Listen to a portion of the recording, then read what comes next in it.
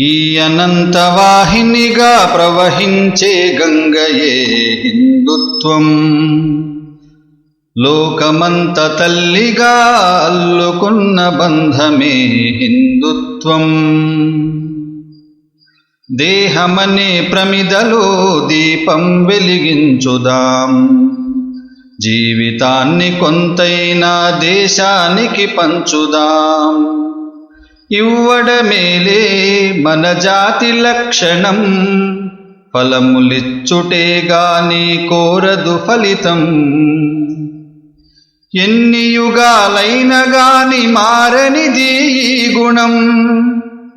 ఎన్ని యుగాలైన గాని మారనిది ఈ గుణం. ఎంతైనా మనమంతా తీర్చాలి ఈ రుణం. ఈ అనంతవాహినిగా ప్రవహించే గంగయే హిందుత్వం. లోకమంత తల్లిగా అల్లుకున్న బంధమే హిందుత్వం. కాలికి గాయం అయితే కంట నీరు రాలదా? కలబోసిన మనసులన్నీ కష్టం కరిగించవా? కలసి బతకడం మన ధర్మం మర్మం.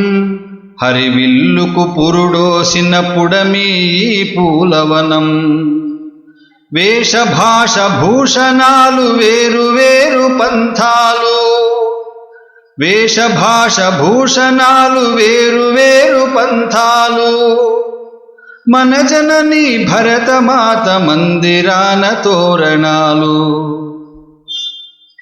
ఈ అనంతవాహినిగా ప్రవహించే గంగయే హిందుత్వం. లోకమంత తల్లిగా అల్లుకున్న బంధమే హిందుత్వం.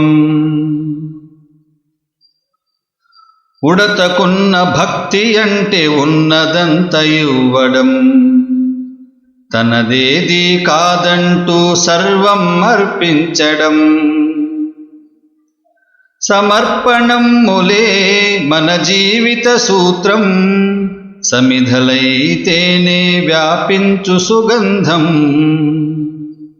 మానవ కళ్యాణముకై మునులవోలె బతుకుదాం.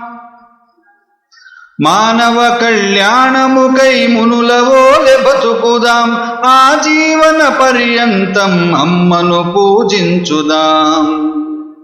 ఈ అనంతవాహినిగా ప్రవహించే గంగయే హిందుత్వం. లోకమంత తల్లిగా అల్లుకున్న బంధమే హిందుత్వం. హిందుత్వం హిందుత్వం.